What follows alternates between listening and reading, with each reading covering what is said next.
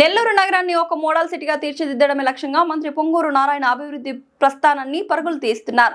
గత ప్రభుత్వాల నిర్లక్ష్యం వల్ల కూనరిల్లిన నగర వ్యవస్థలను చక్కదిద్దుతూ భవిష్యత్తులో వరద ముప్పు అనేదే లేకుండా చేసేందుకు భారీ మాస్టర్ ప్లాన్ అమలు చేస్తున్నారు.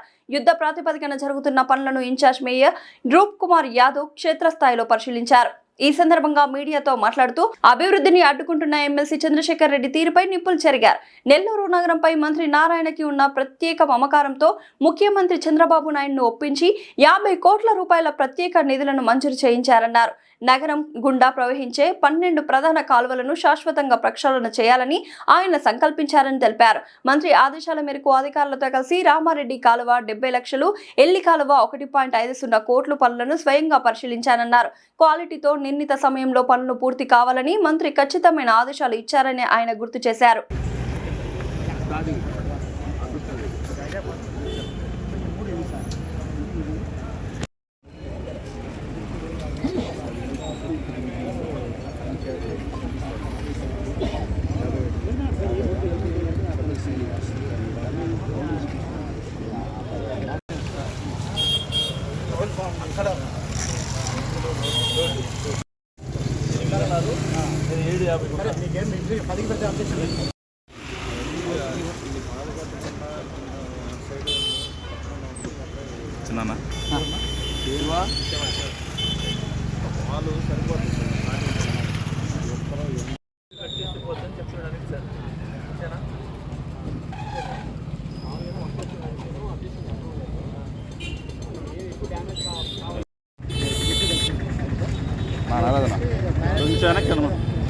నమస్కారం.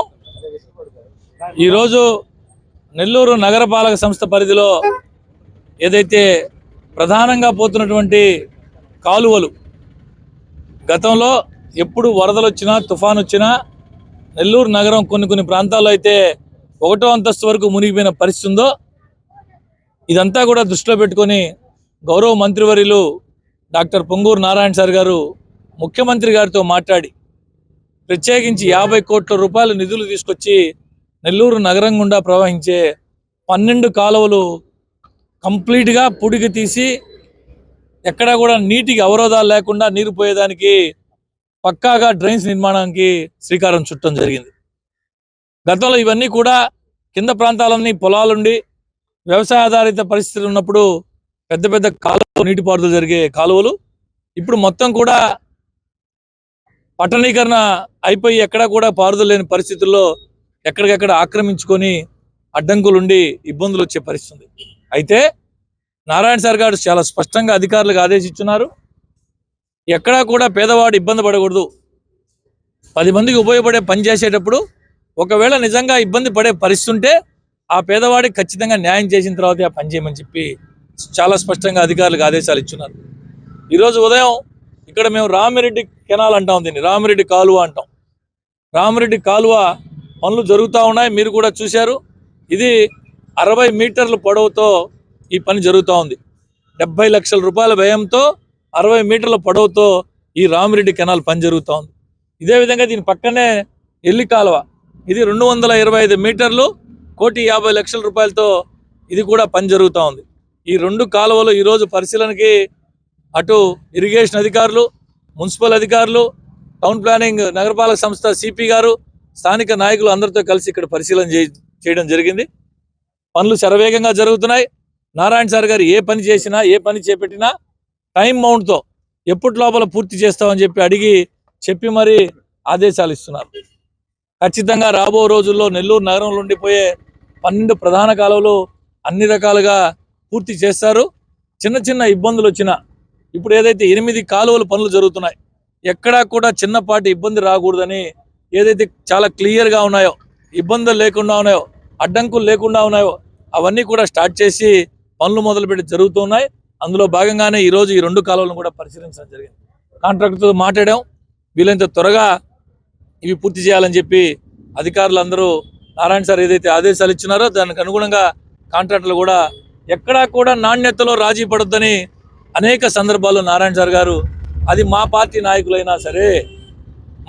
నాయకులైనా సరే ఎక్కడా కూడా మీరు కాంప్రమైజ్ కావద్దు క్వాలిటీలో అని చాలా స్పష్టంగా చెప్పున్నారు.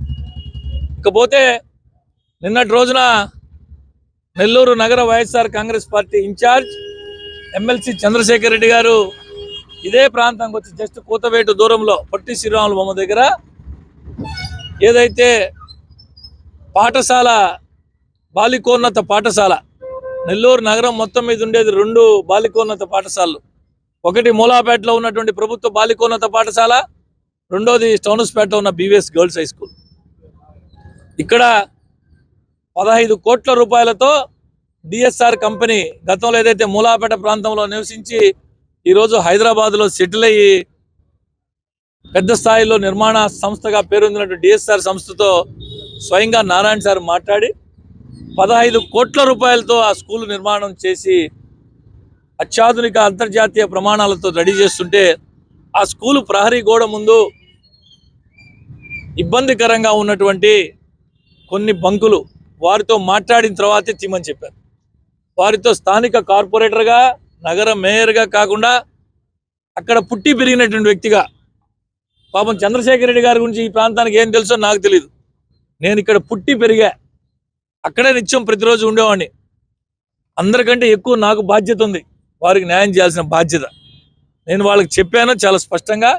అన్నీ తీసి రెడీ అయిన తర్వాత మరి నారాయణ సార్తో మాట్లాడి మీకు కావాల్సిన న్యాయం చేస్తానని చెప్పి కూడా చెప్పా. అయితే నేను ఆయన వచ్చి మేము బాధితుల తరఫున పోరాటం చేస్తాం, రాజకీయాల కోసం ఈ విధంగా మాట్లాడడం మంచి పద్ధతి కాదు అని చెప్పి చంద్రశేఖర్ రెడ్డి గారికి చెప్తూ ఖచ్చితంగా ఏదైతే అక్కడ ఆ ప్రధాన పాఠశాల ప్రహరీ గోడకు ముందున్నటువంటివి తీస్తున్నారో వారందరికీ కూడా ఖచ్చితంగా న్యాయం చేస్తాం. నారాయణ సార్తో గారు మాట్లాడి ఆలోచన చేయాలి. ఒకసారి 10వ తరగతి విద్యార్థినులు పాఠశాలకు పోయే స్కూల్ అది. ఆ ప్రాంతాల్లో ఇక్కడే కాకుండా ఈ మధ్య కాలంలో మనం అనేక పత్రికల్లో అనేక ఛానల్స్ చూస్తున్నాం. అసాంఘిక కార్యక్రమాలు పాఠశాల పరిసర ప్రాంతాల్లో ఎట్టి పరిస్థితుల్లో ఉపేక్షించకూడదని గౌరవ హైకోర్టు దగ్గర నుంచి గౌరవ ముఖ్యమంత్రి నుంచి ప్రతి ఒక్క పార్టీలకు అతీతంగా ప్రతి ఒక్క ప్రజాప్రతినిధి కూడా మాట్లాడే పరిస్థితిలో మరి చంద్రశేఖర్ రెడ్డి గారు వచ్చి, అయ్యా చంద్రశేఖర్ రెడ్డి గారు మీకు చాలా కళాశాలలు ఉన్నాయి, నీ కళాశాల ముందు వచ్చి నేను బొంకు పెట్టిస్తే నువ్వు ఒప్పుకుంటావా? నువ్వు ఒప్పుకుంటా అని చెప్పు, రేపు ఉదయం నేను పెట్టిస్తాను నీ అన్ని కళాశాల ముందు 4 బొంకులు ప్రతి కళాశాల ముందు పెట్టిస్తా, ఒప్పుకుంటావా అని అడుగుతున్నా. అర్థం చేసుకోమని నేను చంద్రశేఖర్ రెడ్డి గారికి ఈ సందర్భంగా మీ ద్వారా తెలియజేస్తాను.